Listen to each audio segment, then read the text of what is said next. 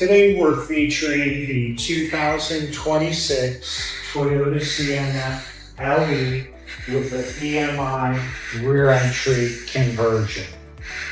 This hybrid gets 36 miles to the gallon, comes equipped with Toyota Safety Sense and pre-collision warning, along with front and rear park assist. The vehicle is also equipped with a power liftgate, which is new for the 26 year. The 25s did not have a power liftgate.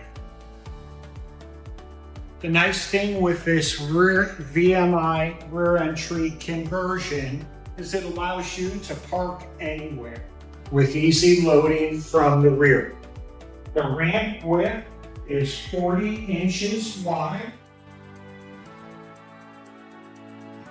which allows for any wheelchair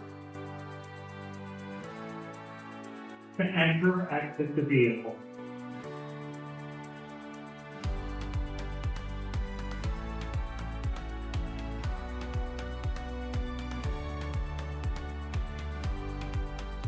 This van also comes with the swivel seating.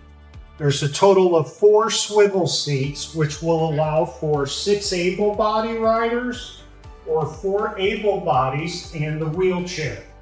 These seats just flip up and swivel right out of the way.